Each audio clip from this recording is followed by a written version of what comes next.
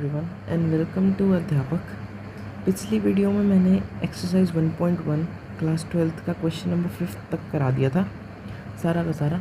उसका लिंक आपको डिस्क्रिप्शन में मिल जाएगा, आप देखना चाहो तो देख सकते हो। इस वीडियो में मैं क्वेश्चन 6 से लेके 16 तक ये पूरी एक्सरसाइज ख़त्म करने वाला हूँ और बहुत जल्दी करेंगे आज, क्योंकि पिछला वाला वीडियो जो था वो कंसेप्चुअल ज़्यादा था, तो वो समझाने की चीज़ थी। आज मैं जल्दी जल्दी बस कवर करूँगा और काफ़ी छोटा वीडियो होने वाला है, तो बिना किसी देरी के शुरू करते हैं।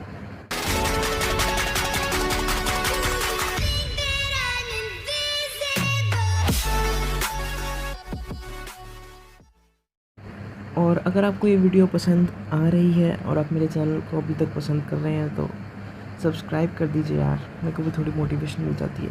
और इस वीडियो को लाइक कर दीजिए, ठीक है।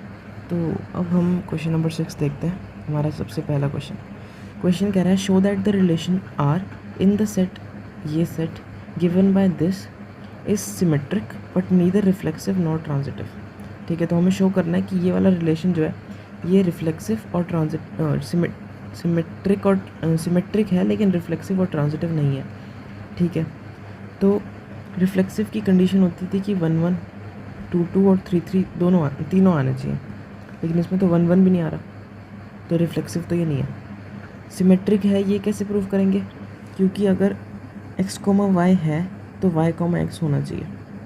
तो अगर x, y को मैं 2, 1 लेता हूँ तो 2, 1 लेता हूँ तो 1, 2 हमारे पास है, तो सिमेट्रिक है ये। ट्रांजिटिव की बात करें अगर हम, तो अगर ये मेरा a, b है और ये मेरा c, d है, सॉरी ये हमारा b, c है, तो जो a, c होगा वो होगा 1, 1, जो कि इस रिलेशन में नहीं है, तो ये रिलेशन ट्रांजिटिव नहीं होगा। आई होप समझ आ रही होगी बात। सेवेंथ क्वेश्चन कह रहा है कि show that the relation R in the set A of all the books in a library of a college given by this is an equivalence relation. मतलब एक हमने सेट बनाया, ए सेट, जिसके अंदर लाइब्रेरी के अंदर रखी हुई हर बुक है। ठीक है, मतलब हर बुक को हमने उठा के एक सेट में डाल दिया। अब रिलेशन क्या कह रहा है, x, y such that x and y have same number of pages. ये रिलेशन है और हमें बताना है कि ये इक्वलेंस रिलेशन कैसे होगा। तो इक्वलेंस के लिए इसको रिफ्लेक्सिव, सिमेट्रिक और ट्रांजिटिव तीनों होना पड़ेगा। रिफ्लेक्सिव के लिए x, x हमारा रिलेशन में आना चाहिए। तो x, x को आने की कंडीशन क्या होगी कि x और x दोनों में सेम नंबर ऑफ पेजेस हों। ये तो बात बिल्कुल सही है। अगर मैं कोई भी बुक उठा लूँ, NCERT या फिर कोई भी बुक आप उठा लो, तो उसमें जितने पेजेस होंगे उतने ही तो पेजेस उसी में होंगे। ये तो वही कह रहा है, ऐसी बात कह रहा है कि अगर मेरे पास एक बुक है x और वही सेम बुक है x, तो क्या इन दोनों में सेम पेजेस होंगे, सेम नंबर ऑफ पेजेस?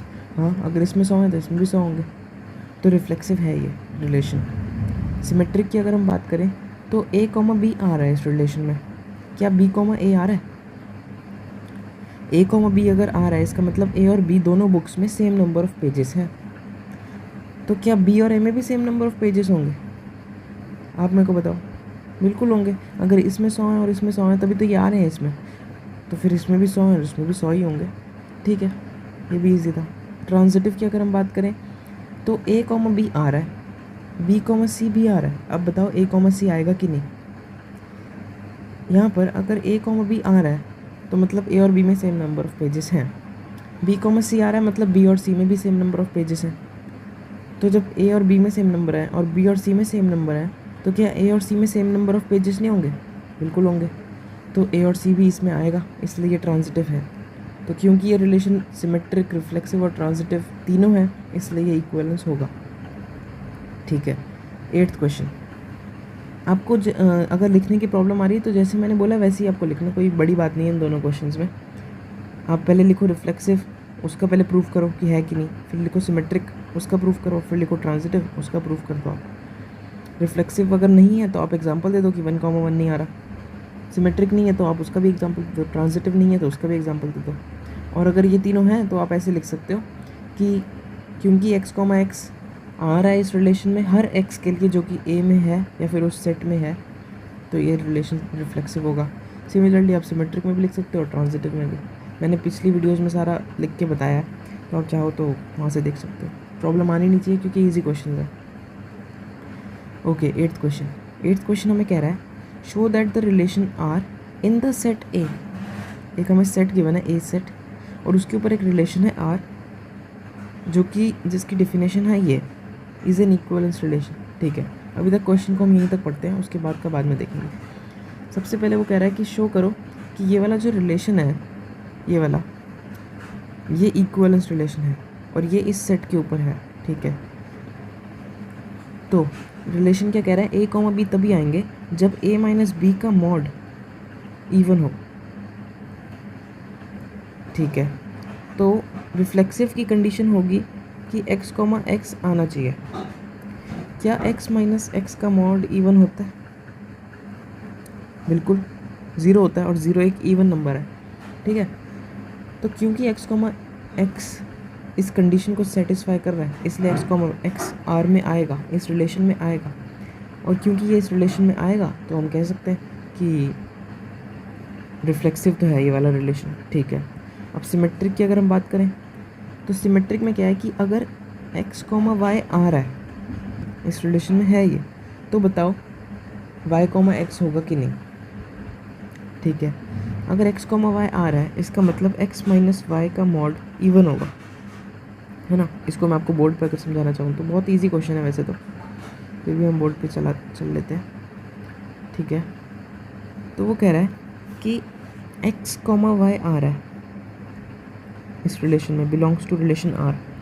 तो इसका मतलब क्या होगा, इसका मतलब होगा कि x माइनस वाई का मॉड हमारा इवन नंबर होगा। मतलब इवन नंबर मतलब 2m लिख सकता हूँ मैं इसको, क्योंकि 2 से डिवाइड हो रहा होगा तभी इवन होगा। ठीक है, और अब वो पूछ रहे हैं कि क्या y कॉमा एक्स आएगा। तो y कॉमा एक्स के लिए y माइनस एक्स को भी 2n कुछ करके होना पड़ेगा। ठीक है, अब क्योंकि x कॉमा वाई अगर माइनस कर रहे हैं हम तो 2m आ रहा है, तो क्या मैं ऐसे नहीं बोल सकता कि अगर मैं इसमें से माइनस कॉमन ले लूँ, माइनस वाई कॉमा एक्स, ठीक है, इज इक्वल्स टू 2m, और माइनस तो मॉड को ख़त्म कर देगा, तो y माइनस एक्स मॉड के अंदर ये भी 2m या n करके कुछ हो जाएगा, यहाँ पर कुछ नया n आ जाएगा। ठीक है, तो क्योंकि अगर x कॉमा वाई आ रहा है तो y कॉमा एक्स भी आएगा। तो जब मैं एडिटिंग करने बैठा तो मुझे पता चला कि मैंने 8th क्वेश्चन का ट्रांजिटिव वाला पार्ट नहीं रिकॉर्ड किया है, पता नहीं क्यों मैं भूल गया।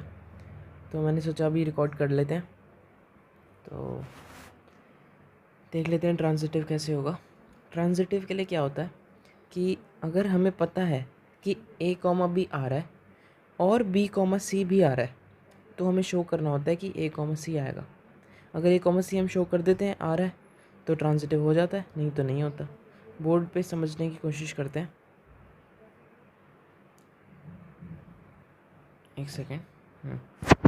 तो हमें पता है कि a कॉमा बी आ रहा है, b कॉमा सी आ रहा है, इसका मतलब क्या हुआ कि a माइनस बी जो है उसका मॉड कुछ 2m करके होगा, और b कॉमा सी आ रहा है इसलिए b माइनस सी का मॉड भी कुछ 2n करके होगा। अगर मैं मॉड हटाऊँ दोनों से तो मैं लिख सकता हूँ a माइनस बी होगा हमारा प्लस माइनस 2m, और b माइनस सी होगा हमारा प्लस माइनस 2n।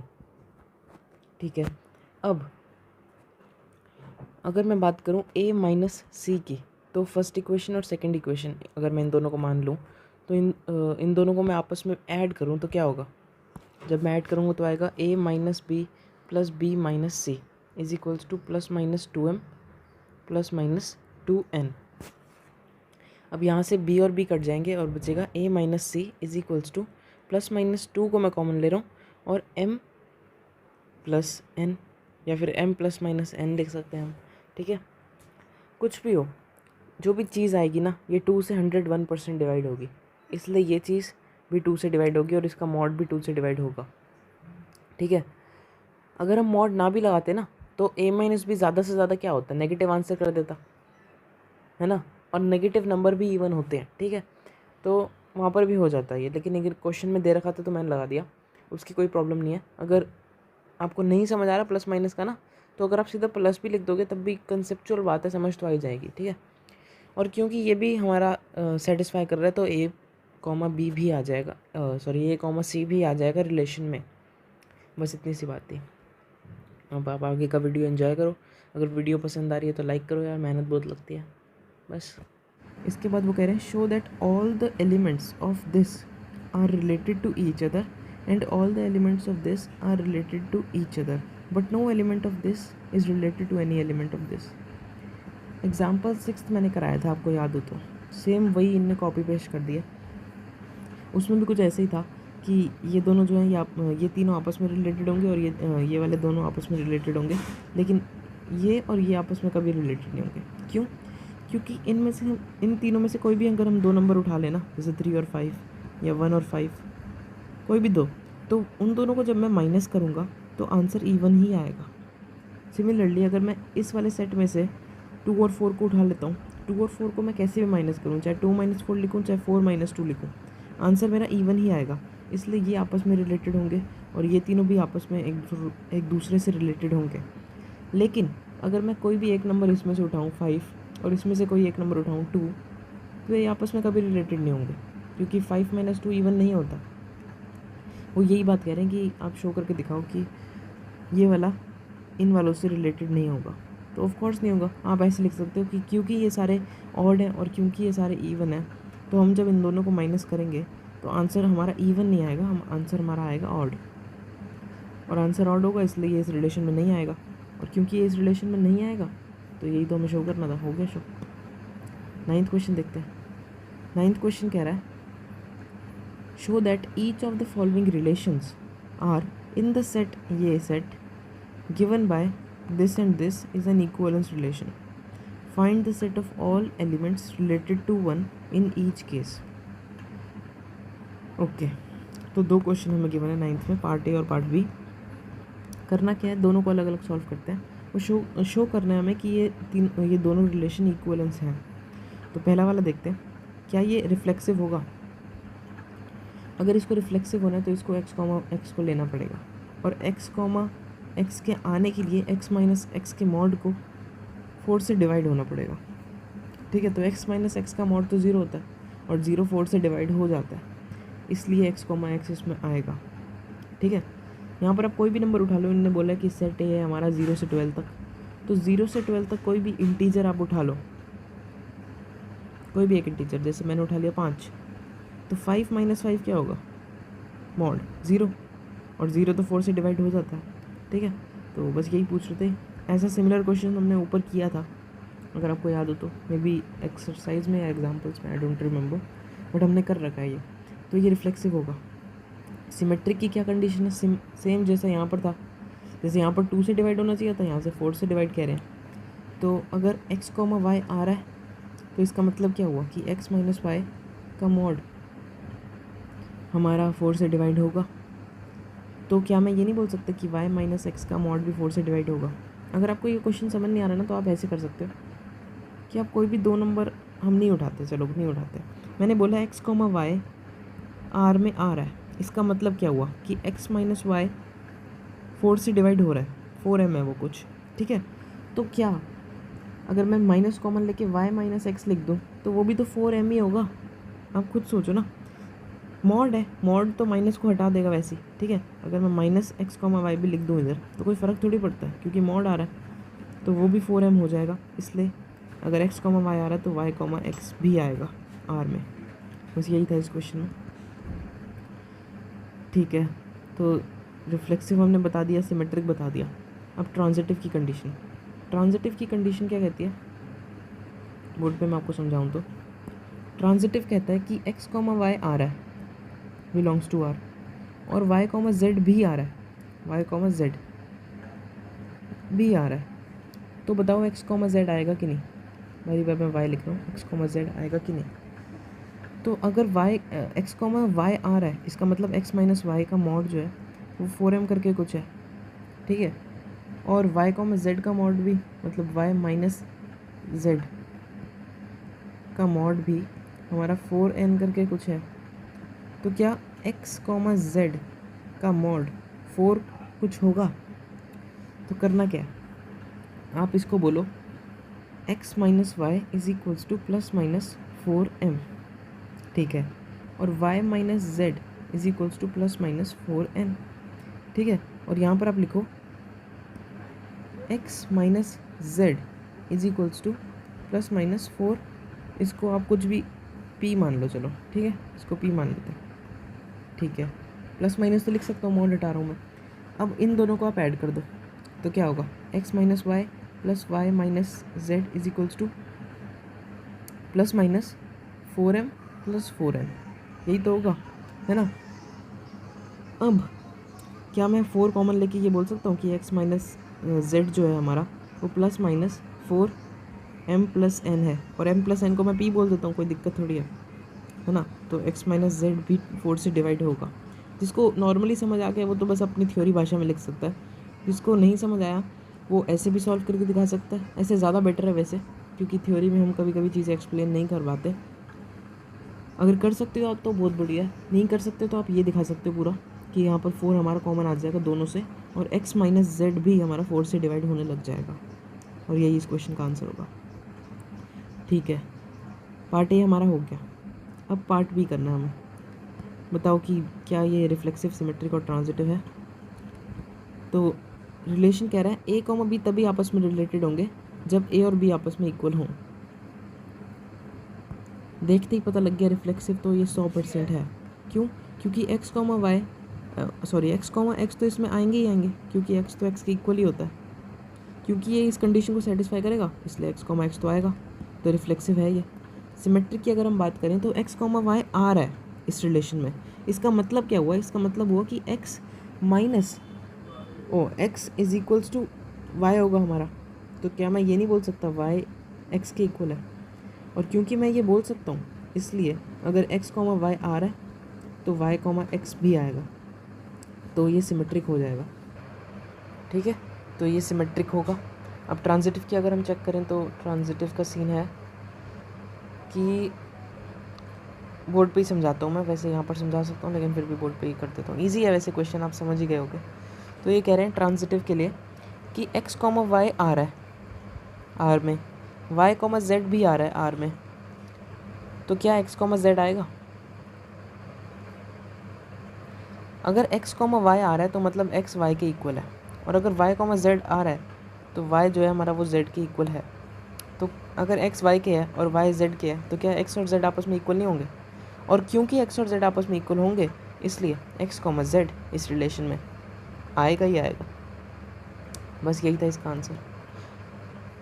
अब हमारा क्वेश्चन का बेसिकली यहाँ पर एक छोटा सा पार्ट और है कि find the set of all elements related to one in each case. ठीक है, वो कह रहे हैं कि हर एक केस में ना, मतलब इन दोनों केस में आप बताओ कि वन के साथ कौन कौन रिलेशन में है। इसको बोलते हैं इक्विवेलेंस क्लास। ठीक है, मैं आपको ये वाला अभी बताऊंगा, ये वर्ड मैं यूज़ नहीं कर रहा, बेसिकली क्वेश्चन तो आपको समझ आ ही गया।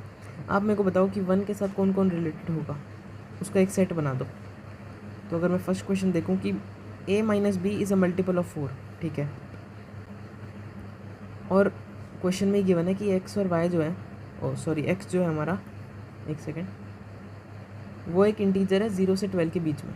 ठीक है, तो बताओ वन के साथ कौन कौन रिलेशन में होगा। तो इसको ऐसे लिखते हैं, वन को आप ऐसे स्क्वायर ब्रैकेट्स में डाल दो और लिखो इज इक्वल्स टू, एक सेट बना दो, सेट की यही वाली ब्रैकेट्स यूज़ होते हैं।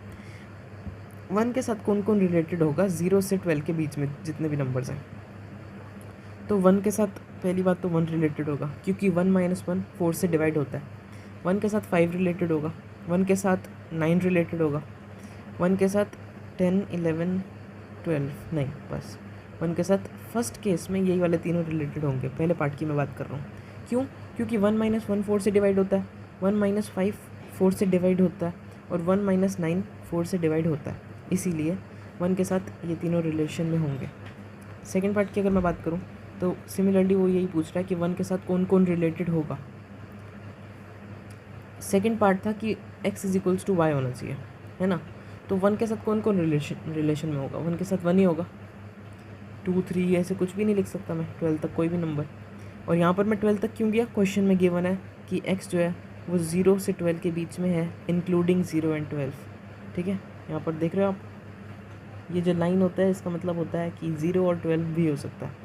तो ये जो 0 से 12 के बीच में हमारे 13 नंबर्स हैं, इनके साथ इन सब में से वन किस किस के साथ रिलेशन है, पहले में से और दूसरे में से, ये बताना था। तो मैंने आपको बता दिया आंसर इसका, इजी। ठीक है, 10th क्वेश्चन हमें कह रहा है give an example of a relation which is symmetric but neither reflexive nor transitive. ठीक है, तो वो कह रहा है एग्जाम्पल दो एक रिलेशन का जो सिमेट्रिक तो है बट रिफ्लेक्सिव और ट्रांजिटिव नहीं है। तो आप ऐसे एक रिलेशन बना दो 1,2 और 2,1। अभी हमने पीछे ही पढ़ा था ये। तो ये वाला रिलेशन जो है ये सिमेट्रिक तो है बट रिफ्लेक्सिव भी नहीं है और ट्रांजिटिव भी नहीं है, क्योंकि 1,1 इसमें नहीं आ रहा है। और आप ऊपर लिख सकते हो कि ए सेट के ऊपर ये है, ए सेट है हमारा 1 और 2 का। तो ए सेट के ऊपर ये मेरा रिलेशन है जिसका नाम है आर, ऐसा दिखता है वो। और वो ना तो रिफ्लेक्सिव है ना ट्रांजिटिव है, लेकिन सिमेट्रिक ज़रूर है। आप ऐसे लिख सकते हो इसको। ठीक है, फर्स्ट हो गया। सेकंड क्वेश्चन कह रहा है transitive but neither reflexive nor symmetric. ठीक है, तो आप करो क्या इसमें, आप बोलो ए एक सेट है जिसके अंदर एलिमेंट्स आते हैं 1, 2 और 3। अब आर जो रिलेशन है ए के ऊपर वो है कुछ ऐसा कि 1,1 इसमें नहीं आता, या बेसिकली 1,1 आता है इसमें, एक सेकेंड, 1,1 आता है और 2,3 आता है। नहीं, 2,3 नहीं, 1,3 आता है। ठीक है, तो अब देखो ये वाला रिलेशन रिफ्लेक्सिव नहीं है। क्यों? क्योंकि इसमें 2,2 नहीं है और 3,3 नहीं है। ये बात आपको समझ आ गई। ट्रांजिटिव है क्या ये? 1,1 है और 1,3 है तो 1,3 है। ठीक है, ट्रांजिटिव है। और अगर मैं इसको पहला मानूँ ए, बी मानूँ तो बी, सी तो है ही नहीं इसमें, तो ये भी ट्रांजिटिव की कंडीशन सेटिस्फाई कर रहा है। अब सिमेट्रिक की बात करते हैं हम। सिमेट्रिक के लिए 1,3 है लेकिन 3,1 का है, नहीं है, तो ये सिमेट्रिक नहीं होगा। सिमेट्रिक नहीं है, रिफ्लेक्सिव नहीं है, लेकिन ट्रांजिटिव है। तो ये हमारा सेकंड का आंसर हो गया। ठीक है, आई होप आप साथ साथ नोट कर रहे हो कि मैं पीडीएफ देने का सोचूंगा आपको थोड़े समय बाद, लेकिन फ़िलहाल अभी पीडीएफ देने का कोई इरादा नहीं है। तो आप नोट करते जाओ तो ज़्यादा बेहतर है। ठीक है, सेकंड और थर्ड हो गया, फर्स्ट और सेकंड हो गया, थर्ड को देखते हैं। थर्ड है, कह रहा है कि रिफ्लेक्सिव हो और सिमेट्रिक भी हो लेकिन ट्रांजिटिव ना हो। अब मैं आपको अगर एक बात समझाऊँ तो अगर कोई भी रिलेशन है ना, ए कोई भी एक सेट है ए 1, 2, 3 है जिसके अंदर एलिमेंट्स, और आर एक रिलेशन है जो कि रिफ्लेक्सिव होना चाहिए, तो मतलब 1,1, 2,2 और 3,3 तो इसमें आना ही आना चाहिए, है ना, तभी ये रिफ्लेक्सिव हो सकता है। तो रिफ्लेक्सिव की कंडीशन हमने सेटिस्फाई कर दी। सिमेट्रिक की अगर हम बात करें तो सिमेट्रिक भी ये है, क्योंकि ए, बी है तो बी, ए भी यही बन जाएगा। तो तीनों के लिए सिमेट्रिक की कंडीशन भी सेटिस्फाई हो रही है। लेकिन यहाँ पर हमारी ट्रांजिटिव की कंडीशन भी सेटिस्फाई हो रही है। क्यों? क्योंकि 1,1 है तो ए, बी है तो बी, सी का टेस्ट हो ही नहीं सकता, तो मतलब ट्रांजिटिव भी है। तो हमें ट्रांजिटिव किसी तरीके से हटाना है, और हटाने के लिए हम कोई एलिमेंट को तो हटा नहीं सकते, नहीं तो रिफ्लेक्सिव हट जाएगा। तो हमें एलिमेंट ऐड करना पड़ेगा इसके अंदर। अगर मैं एलिमेंट ऐड करना चाहूँ तो लेट से मैंने डाल दिया 2,1। अब मैंने 2,1 डाला तो मेरे को 1,2 भी डालना पड़ेगा, क्योंकि मेरे को सिमेट्रिक बताना ही है। ठीक है, तो क्या अब ये रिफ्लेक्सिव है? हाँ। ये सिमेट्रिक है? हाँ। ये ट्रांजिटिव है क्या? बिल्कुल, ये तो ट्रांजिटिव भी है। तो अब हम एक चीज़ करते हैं, तो करना क्या है, आप देखो, करना ये है कि इसमें मैं ऐड कर रहा हूँ 2,3। अब मैंने 2,3 को ऐड किया है तो मेरे को 3,2 भी ऐड करना पड़ेगा, है ना। अब मैंने 3,2 को ऐड किया है तो अब ये रिफ्लेक्सिव है और सिमेट्रिक तो है। अब क्या ये ट्रांजिटिव है? तो आप अगर हम गौर करें तो यहाँ पर ये वाला जो एलिमेंट है, एक मिनट कलर चेंज कर लूँ मैं, ये वाला जो एलिमेंट है 1,2, अगर ये ए, बी में मान लूँ और 2,3 को मैं मान लूँ बी, सी, तो क्या 1,3 इस रिलेशन में है? 1,3 इस रिलेशन में नहीं है, इसलिए ये रिफ्लेक्सिव है, ये सिमेट्रिक है, लेकिन ये ट्रांजिटिव नहीं है। ठीक है, एक बार मैं शॉर्ट में इसको, यहाँ पर शायद आप लोगों को समझ किसी को ना आया हो, तो मैं बोर्ड पे जाके एक बार शॉर्ट में इसको समझाता हूँ। बेसिकली वो कह रहे हैं कि रिफ्लेक्सिव और सिमेट्रिक होना चाहिए लेकिन ट्रांजिटिव नहीं। तो रिफ्लेक्सिव के लिए मैंने कर दिया 1,1 है, 2,2 है और 3,3 है। फिर मैंने ऐड कर दिया 1,2 और 2,1 को। अब भी ये रिफ्लेक्सिव, सिमेट्रिक और ट्रांजिटिव है। अब मैंने क्या किया, अब मैंने ऐड किया 2,3 को और 3,2 को। अब मैं इन दोनों को अगर उठाता हूँ तो आता है 1,2 और 2,3 इसमें है, लेकिन क्या इसमें 1,3 है? इसमें 1,3 नहीं है, इसलिए ये रिलेशन ट्रांजिटिव नहीं है लेकिन रिफ्लेक्सिव और सिमेट्रिक है। आप इस क्वेश्चन को एक बार खुद ट्राई करोगे ना, कोई और एग्जांपल लेके आप ए वाले सेट को बढ़ा दो, 1 2 3 4 कर दो उसको, और फिर बनाने की कोशिश करो तो आपसे भी बन जाएगा। बहुत आसान होता है ये, प्रैक्टिस का बस खेल है। तो हमारा ये वाला क्वेश्चन भी हो गया, फर्स्ट सेकंड थर्ड हो गया हमारा। फोर्थ क्या कह रहा है? फोर्थ कह रहा है reflexive and transitive but symmetric नहीं। ये तो बहुत ही आसान है, पता है क्यों? क्योंकि अगर मैं एक सेट लूँ ए जिसके अंदर एलिमेंट्स हैं 1, 2, 3, ठीक है, और मैं एक रिलेशन लूँ आर जो कि रिफ्लेक्सिव होना चाहिए। रिफ्लेक्सिव के लिए 1, 1, 2, 2 और 3, 3 तो इसमें आना ही चाहिए। अब ये रिलेशन जो है ये सिमेट्रिक भी है ना, और ये रिलेशन ट्रांजिटिव भी है। तो मैं पता क्या करूँगा, मैं इसमें डाल दूँगा 1, 2 को, 1, 2 को मैंने इसमें डाल दिया। अब क्या ये सिमेट्रिक है? सिमेट्रिक तो नहीं है ये, लेकिन क्या ये ट्रांजिटिव है? सिमेट्रिक क्यों नहीं है? क्योंकि सिमेट्रिक के लिए 2, 1 इसमें मैंने नहीं डाला, ठीक है ना, तो सिमेट्रिक ही नहीं है। लेकिन क्या ये ट्रांजिटिव है? तो ट्रांजिटिव का आंसर होगा हाँ, ये है ट्रांजिटिव। क्यों? क्योंकि अगर ए कॉमा बी मैं इसको मानता हूँ और बी कॉमा सी इसको मानता हूँ, तो ए कॉमा सी इसमें है जो कि यही है 1,2, सॉरी ये वाला है ना। सिमिलरली अगर मैं कोई भी दो पेयर्स को उठा लूँ और ए कॉमा बी और बी कॉमा सी उनको कह दूँ तो मुझे ए कॉमा सी मिल जाएगा। इसलिए ये रिलेशन ट्रांजिटिव भी है, ये रिलेशन रिफ्लेक्सिव भी है, लेकिन ये रिलेशन सिमेट्रिक नहीं है क्योंकि इसमें 2, 1 नहीं आ रहा, ठीक है ना। ये वाला बहुत ही ज़्यादा आसान था। ओके, नेक्स्ट की तरफ बढ़ते हैं। फोर्थ भी हमारा हो चुका है, काफ़ी फास्ट हम चल रहे हैं।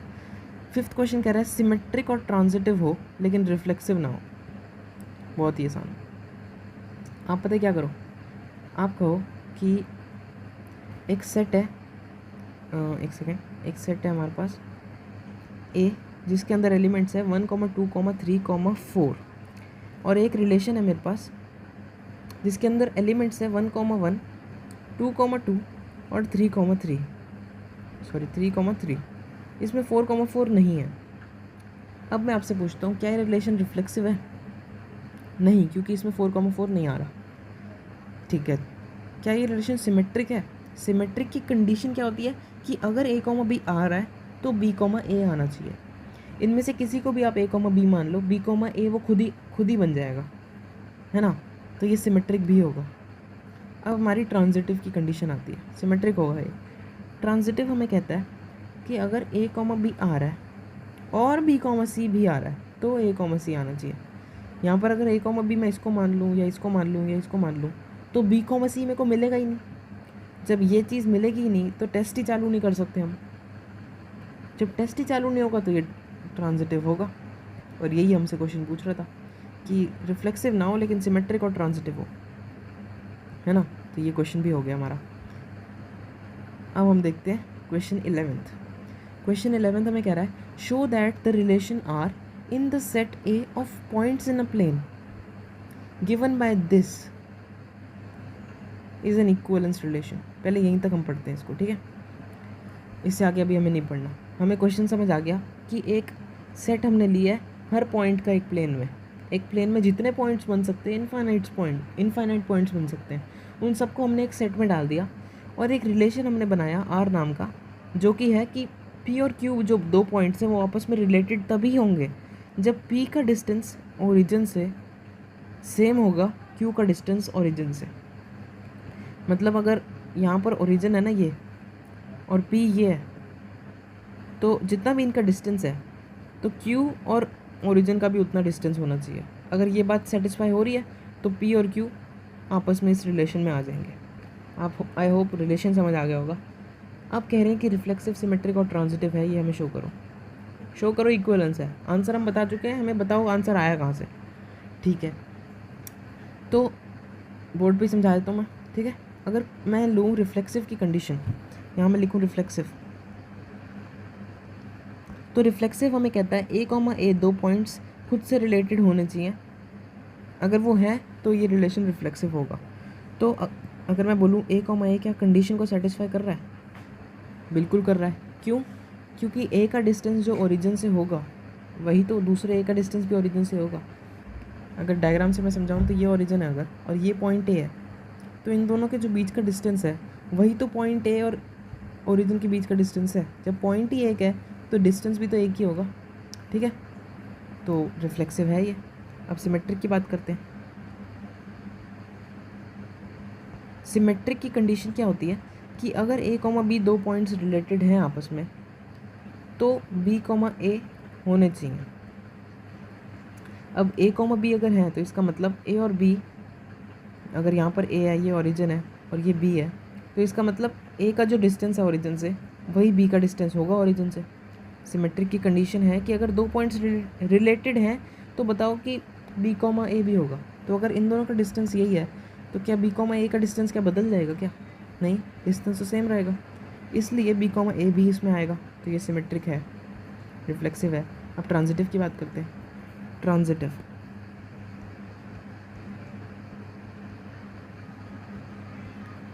क्या कह रहा है? ट्रांजिटिव कह रहा है कि ए कॉमा बी आ रहा है रिलेशन में, बी कॉमा सी भी आ रहा है। अब बताओ ए कॉमा सी आएगा कि नहीं? अगर ए कॉमा बी आ रहा है तो मतलब ओरिजिन से ए का डिस्टेंस और ओरिजिन से बी का डिस्टेंस सेम है। अगर बी कॉमा सी आ रहा है मतलब ओरिजिन से बी का डिस्टेंस और ओरिजिन से सी का डिस्टेंस सेम है। तो क्योंकि ये डिस्टेंस इसके सेम है, ये डिस्टेंस इसके सेम है और ये वाले हैं ही एक डिस्टेंस, तो क्या ए का डिस्टेंस ओरिजिन से सी के डिस्टेंस ओरिजिन से सेम नहीं होगा? बिल्कुल सेम होगा। अगर कोई भी तीन पॉइंट है मेरे पास ए बी और सी, और मैं कह रहा हूँ कि ओरिजिन से ए का जो डिस्टेंस है वही ओरिजिन से बी का डिस्टेंस है, ये बात हमें गिवन है। और हमें एक और चीज़ गिवन है कि जो सी का डिस्टेंस ओरिजिन से है वही और बी का डिस्टेंस है ओरिजिन से। तो क्या मैं ये नहीं कह सकता कि ए का डिस्टेंस और सी का डिस्टेंस ओरिजिन से सेम होगा? बिल्कुल सेम होगा। तो ये रिलेशन ट्रांजिटिव भी होगा हमारा, ट्रांजिटिव होगा हमारा ये रिलेशन। ठीक है, अब नेक्स्ट क्वेश्चन देखते हैं, मतलब इसी क्वेश्चन का थोड़ा सा फर्दर वाला पार्ट यहाँ तक हमारा हो गया। Further show that the set of all points related to point P is a circle passing through point P with origin as centre. क्या कह रहे हैं कि शो करो कि हर एक पॉइंट जो पी से रिलेटेड है, पी कोई भी एक पॉइंट है और पी से रिलेटेड हर एक पॉइंट जो है वो एक सर्कल बना रहा है जिसका सेंटर ओरिजिन है।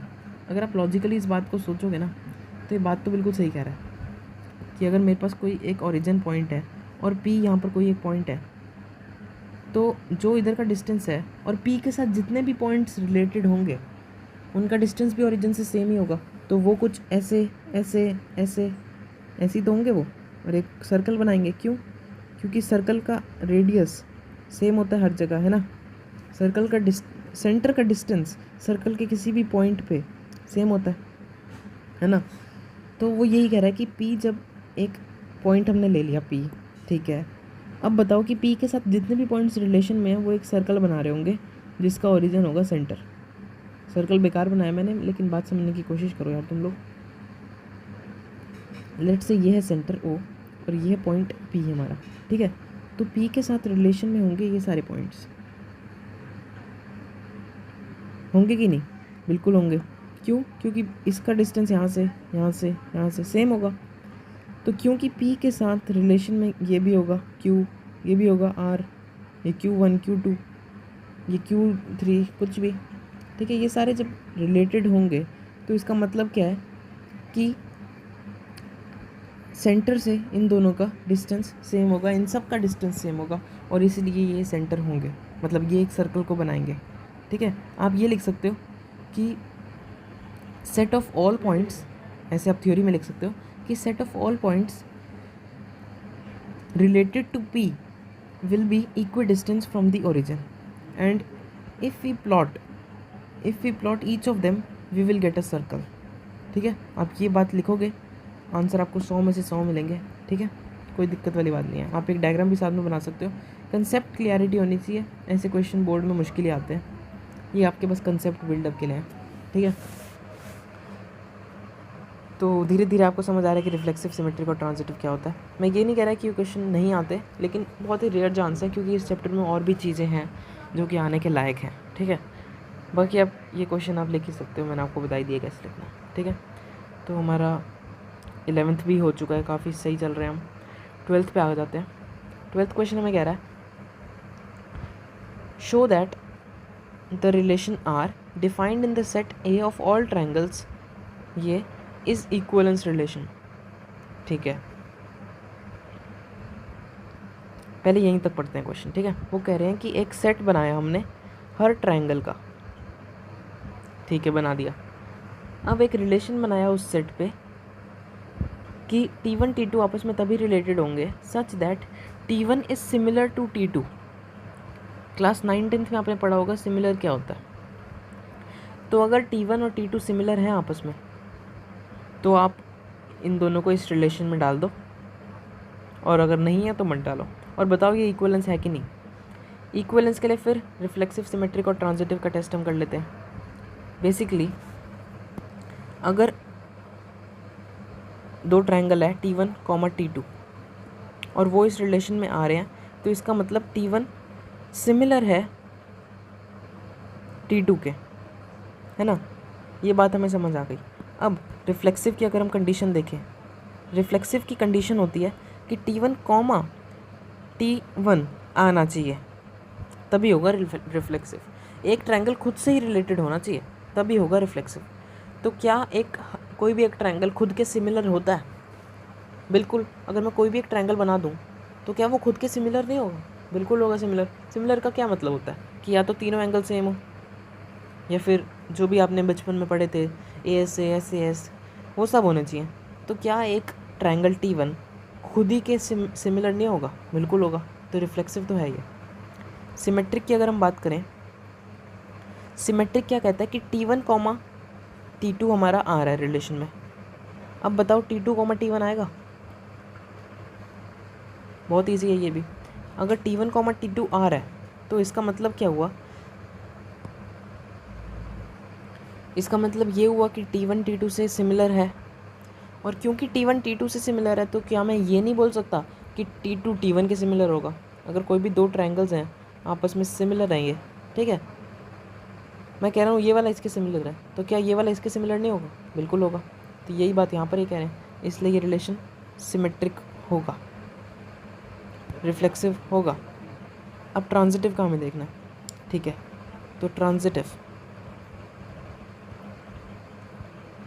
ट्रांजिटिव की कंडीशन होती है कि T1, T2 आ रहा है और T2, T3 भी आ रहा है, ये दोनों आ रहे हैं आर में।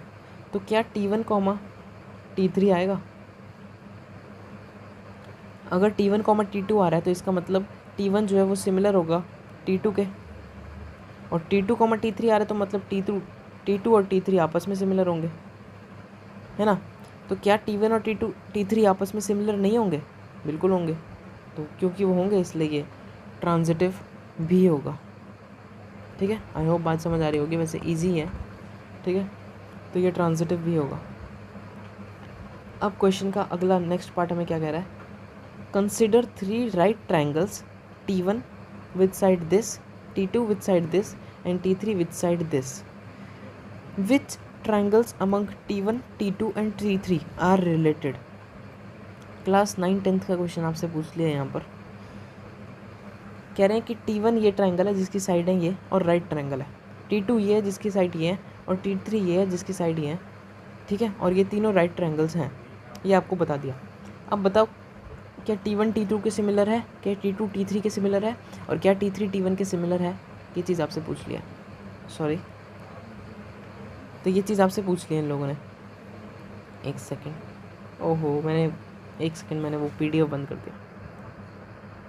ठीक है, तो हम यहीं पर थे कि 3 आपको राइट ट्रायंगल्स दे दिए इन लोगों ने, ठीक है, और इनकी साइड्स भी दे दिए। अब बताओ कौन सा किसके सिमिलर है, ये पूछ रहे हैं। बहुत ईजी है, मैं आपको बोर्ड पे ही बता देता हूँ। पहली साइड है 3, 4, 5, 5, 12, 13 और 6, 8, 10। ओके, एक सेकेंड। ठीक है, तो साइड्स है हमारी पहले ट्रायंगल की T1 की 3, 4 और 5, T2 की साइड्स हैं 5, 12 और 13, और T3 की साइड्स हैं 6, 8 और 10, और ये तीनों राइट ट्राइंगल्स हैं। तो बताओ कौन सा किसके सिमिलर होगा। तो पहले अगर हम T1 और T2 की बात करें तो क्या ये आपस में सिमिलर होंगे। सिमिलर की कंडीशन क्या होती है कि इनकी साइड्स आपस में प्रोपोर्शनल होनी चाहिए। इसका मतलब 3/5, 4/12 और 5/13 प्रोपोर्शनल साइड्स की यही तो कंडीशन होती है। ये आपस में इक्वल होना चाहिए। तो क्या ये इक्वल है? देखने से ही पता लग रहा है नहीं है। तो ये दोनों तो आपस में सिमिलर नहीं है। ठीक है, अब क्या अगर हम T2 और T3 की बात करें तो क्या 5/6, 12/8 और 13/10 क्या प्रोपोर्शनल है? बिल्कुल नहीं। ये 1 से छोटा है, ये 1 से बड़ा है, नहीं प्रोपोर्शनल। तो मतलब T2 और T3 भी आपस में प्रोपोर्शनल नहीं है। इसका मतलब ये दोनों भी आपस में सिमिलर नहीं है।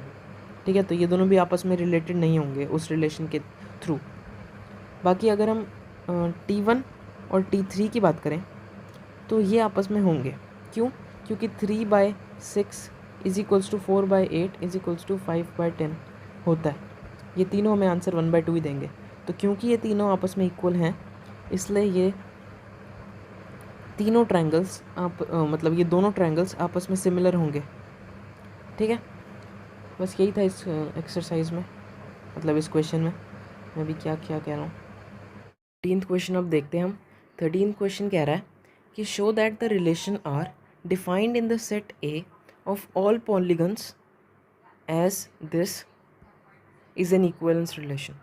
इसका मतलब एक सेट है ए जिसके अंदर हर हमने पॉलीगन डाल दिया। पॉलीगन का मतलब आप समझते हो ना, कोई भी एक शेप, चाहे वो सर्कल हो, चाहे वो ट्रायंगल, रेक्टेंगल हो, बचपन में आपने काफ़ी सारे पढ़े होंगे। तो उन सबको हमने एक सेट में डाल दिया और एक रिलेशन उस सेट के ऊपर हमने बनाया जिसकी डेफिनेशन है ये। तो शो करो कि ये जो रिलेशन है ये इक्विवेलेंस रिलेशन है। ठीक है, और रिलेशन क्या है? रिलेशन है कि P1 और P2 दो पॉलीगन्स आपस में तभी रिलेटेड होंगे जब उनमें सेम नंबर ऑफ साइड्स हों। इसका मतलब अगर किसी पॉलीगन में 4 साइड्स हैं तो वो वाला पॉलीगन तो वो वाला जो हमारा पॉलीगन है जिसमें 4 साइड्स हैं वो हर एक पॉलीगन से रिलेटेड होगा जिनमें खुद 4 साइड्स हैं। ठीक है, तो बेसिकली यही कह रहे हैं ये। अब वो कह रहे हैं कि इक्विवेलेंस रिलेशन शो करो। तो सबसे पहले तो रिफ्लेक्सिव की हम बात करते हैं।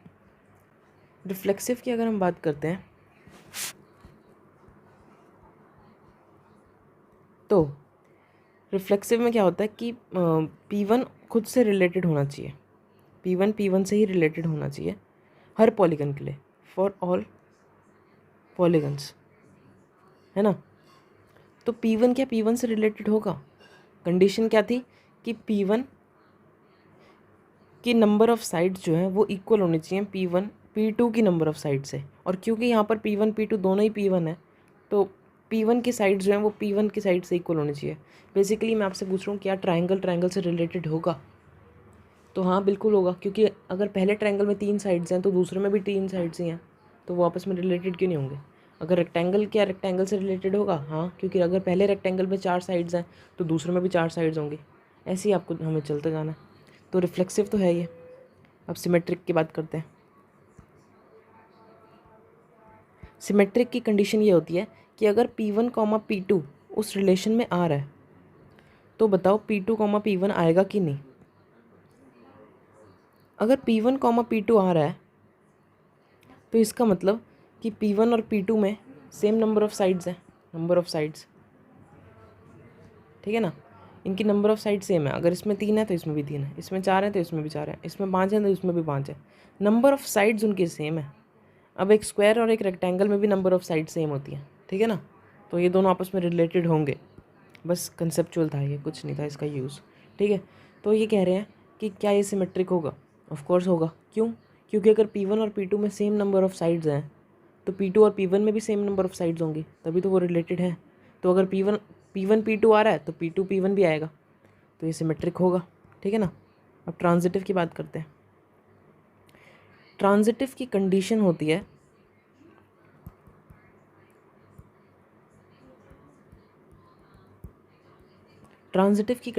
है कि अगर P1 P2 से रिलेटेड है और P2 P3 से रिलेटेड है, ये दोनों चीज़ें इस रिलेशन में आ रही हैं, तो बताओ क्या P1 और P3 आपस में रिलेटेड होंगे? बहुत ईजी है ये वाला भी। अगर P1 और P2 रिलेटेड हैं, इसका मतलब कि P1 और P2 में सेम नंबर ऑफ साइड्स हैं, है ना। और अगर P2 और P3 रिलेटेड है तो इनका मतलब भी यही हो गया कि इनमें भी सेम नंबर ऑफ साइड्स हैं। तो अगर इसमें 2 हैं तो इसमें भी 2 हैं, और इसमें 2 हैं तो इसमें भी 2 हैं, तभी तो रिलेटेड हैं। तो क्या P1 और P3 में 2 2 नहीं होंगी, या फिर 3 3 या 4 4? 2 क्यों बोल रहा हूँ मैं, 2 से तो कोई पॉलीगन बनता ही नहीं है। बेसिकली 3 3, अगर इन दोनों में 3 3 है तो इन दोनों में भी 3 3 है, तो इन दोनों में भी तो 3 3 ही होंगी। ये पेयर भी सेटिस्फाई करेगा, है ना। अगर ये दोनों ट्रायंगल है तो इन दोनों को भी ट्रायंगल होना पड़ेगा, और अगर ये दोनों भी ट्रायंगल है तो ये दोनों भी ट्रायंगल ही होंगे।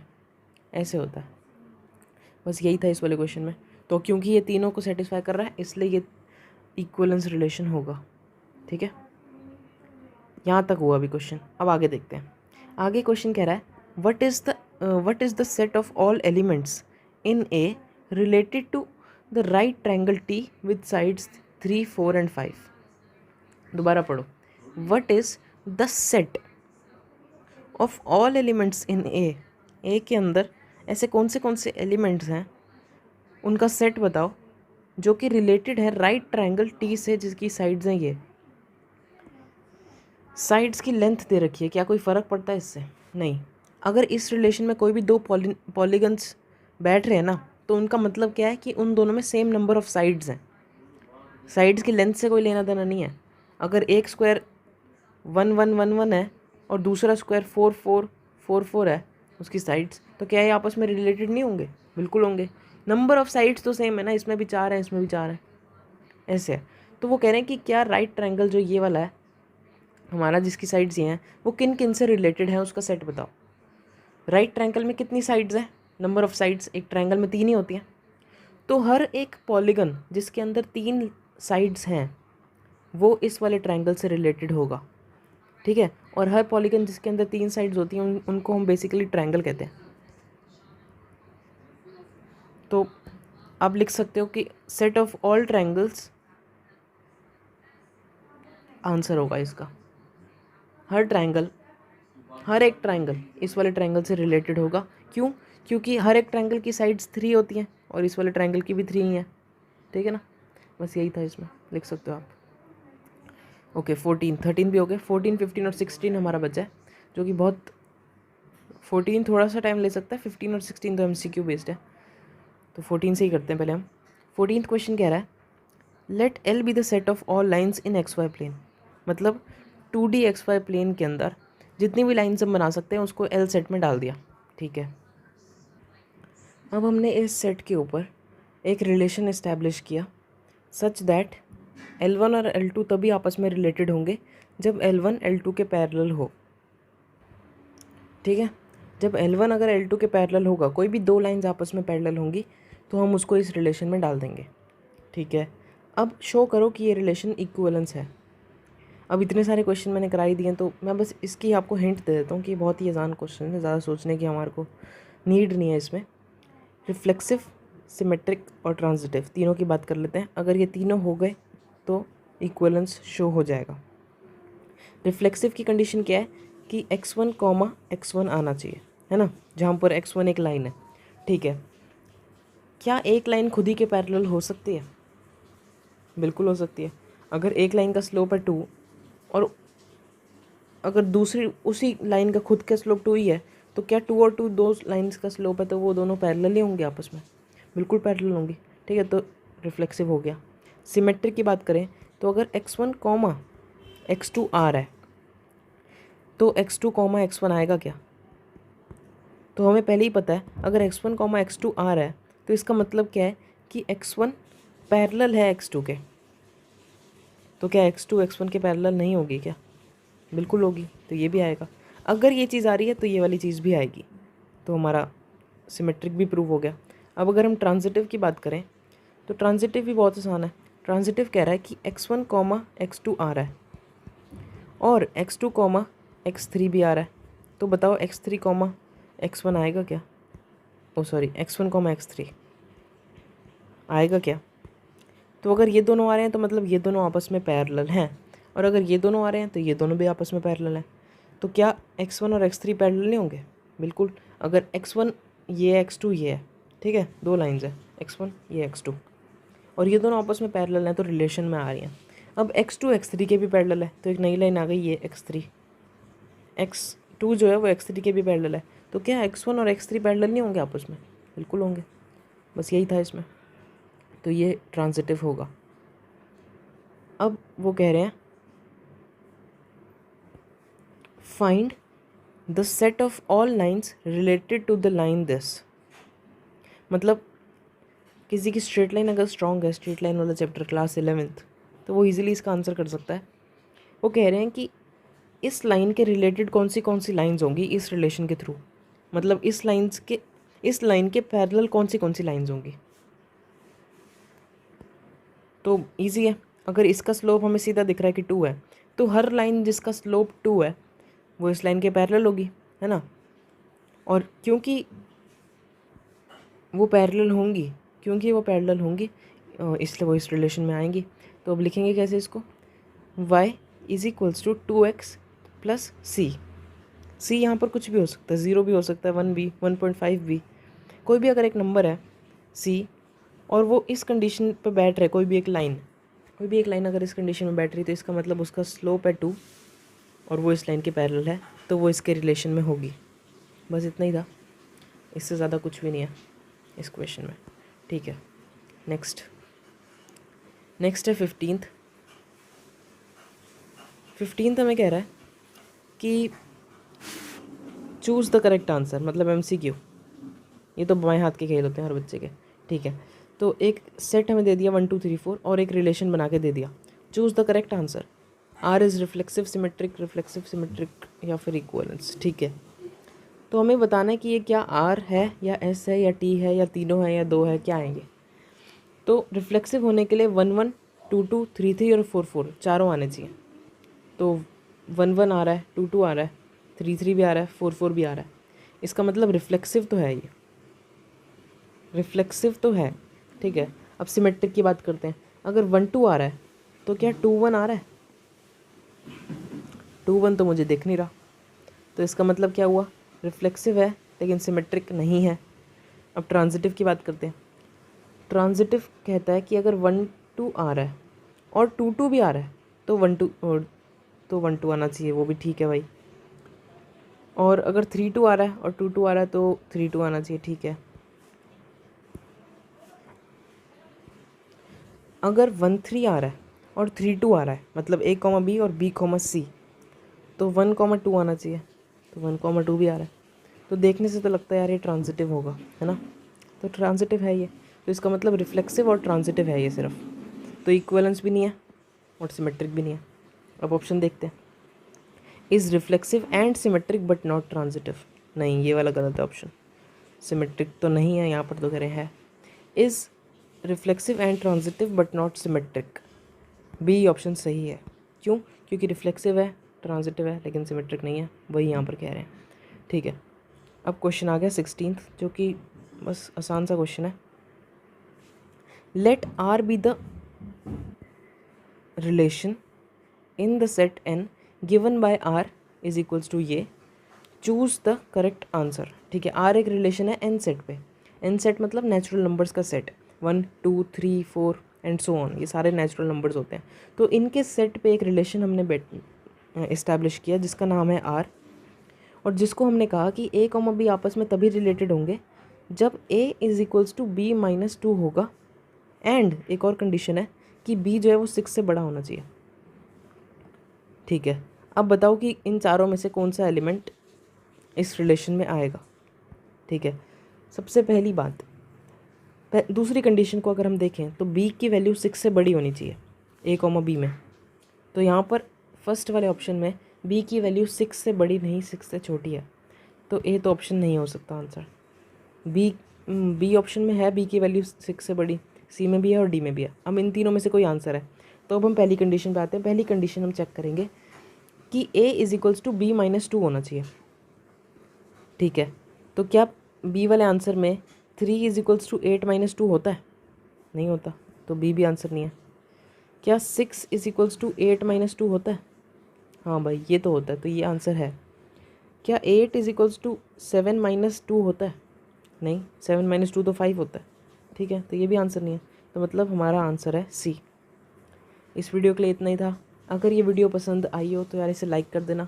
मुझे पता है मैंने कहा था छोटी होगी, लेकिन बड़ी हो गई है, फिर भी चलो ठीक है, हो गया। नेक्स्ट वीडियो से टाइप्स ऑफ फंक्शंस मैं स्टार्ट कर दूँगा, और एक्सरसाइज एग्जाम्पल सब कुछ कर दूँगा। उसका लिंक आपको डिस्क्रिप्शन में मिल जाएगा। लाइक सब्सक्राइब आप कर देना, और कोई डाउट हो तो आप कमेंट्स में मेरे को पूछ सकते हो। ठीक है, तो bye. You're never gonna make it, you're not good enough. There's a million other people with the same stuff. You really think you're different? Man, you must be kidding. Think you're gonna hit it, but you just don't get it. It's impossible, it's not probable, you're irresponsible. Too many obstacles, you gotta stop it, yo, you gotta take a